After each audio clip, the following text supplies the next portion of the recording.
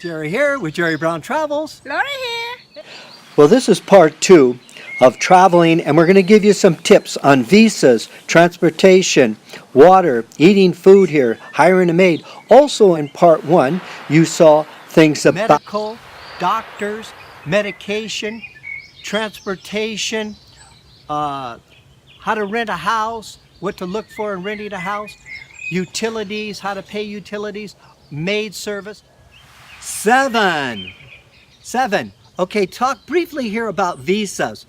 And if you come down, you get a 180-day visa crossing the border. Either you're driving or you're taking a bus across the border by land, or if you fly in, okay, you'll automatically get a 180-day visa. Now, don't do like this one gentleman here.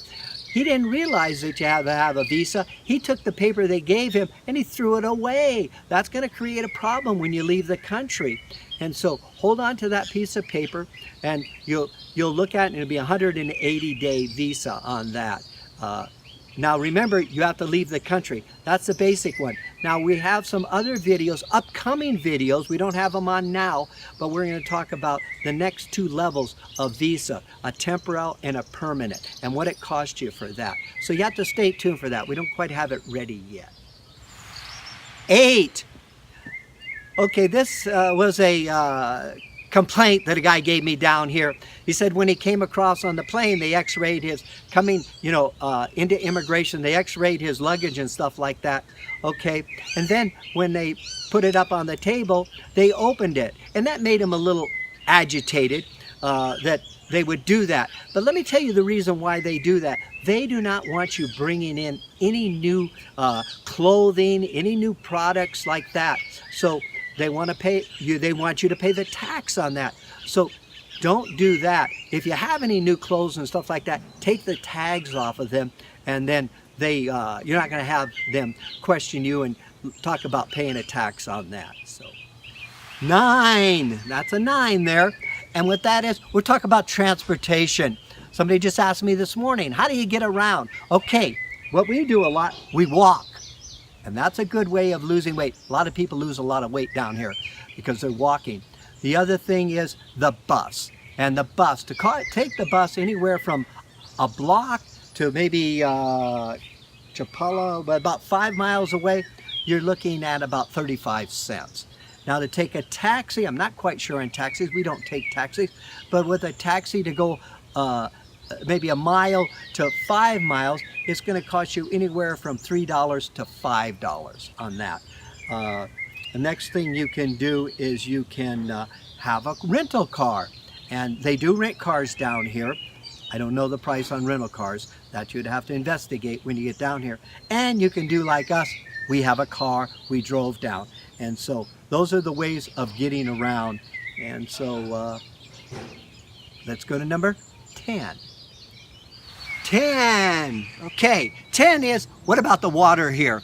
Then we get that asked a lot. Okay, definitely we do not recommend drinking the water that comes out of the tap unless the house has a purification system in there, and then it's okay. Now, what we do is we buy bottled water, and for a 5-gallon bottle of water, it's like 35 cents. That'll last a few days. So that's what we do. The other thing is, when you're traveling, drink the bottled water. Bottled waters are very inexpensive here. They're like 10 cents. I don't remember exactly, but they're very cheap.